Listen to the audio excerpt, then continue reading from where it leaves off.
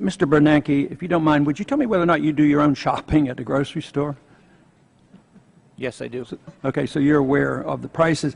But, you know, this argument that the prices are going up about 2%, nobody believes it. You know, and the old CPI says prices are going up at 9%. So they believe this.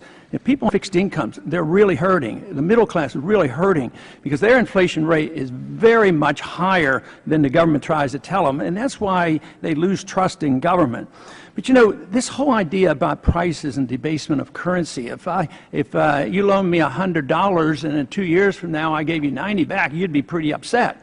But we hand back money back that's worth 10 or 15 or 20% less, and nobody seems to be able to do anything about it. It's very upsetting. But it's theft. If I don't give you your full $100 back, if you loan me $100, I'm stealing $10 from you. So somebody's stealing wealth, and this is very upsetting. But you know, in January at one of your press conferences, you said that you sort of poked a little bit of fun at people to downplay the 2% inflation rate. But if you say it's 2 and I say it's 9, it's compromised for the sake of argument that it's 5%. That you said that if it doesn't hurt you unless you're one of those people who stick the money in the mattress. But where are you going to put it? Are you going to put it in a CD and not make any money at all? So this doesn't make any sense. It doesn't encourage the savings, and it just discourages people. But I do want to make a point about prices, because prices go up. That, to me, is not the inflation. It is one of the bad consequences of the inflation, which comes from the increase in the money supply, and that's one of the bad effects. But, you know, you took over the Fed in 2006. I have a silver ounce here, and this ounce of silver back in 2006 would buy over 4 gallons of gasoline.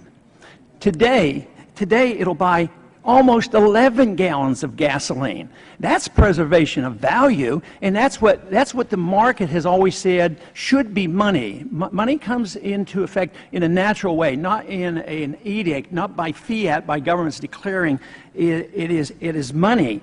But why is it that we can't consider, you know, the two of us an option? You love paper money. I think money should be honest, constitutional, it's still on the books, gold and silver, legal tender. Why don't we use it? But why don't we allow currencies to run parallel? They do around the world. One of my options, you know, as much as I would like to do something with the Fed, I say the Fed's going to self-destruct eventually anyway when the money's gone. But why wouldn't we legalize competing currencies? Why couldn't people put this in a mattress and get 4 or 5 times much of the value in a few years? So the record of what you've done in the last 6 years is destroy the value of real money, of paper money. At the same time, real money is preserved. But a competing currency, we already have a silver eagle. It's legal tender for $1. And some people say, well, it's legal tender, it's $1, it's on the books, and they use it, and they get into big trouble. The government comes and closes them down, and you can get arrested for that. But what would be wrong with talking about parallel currency and competing currencies? This is something that Hayek talked about, something that I think would be a compromise, and that we could work along those views.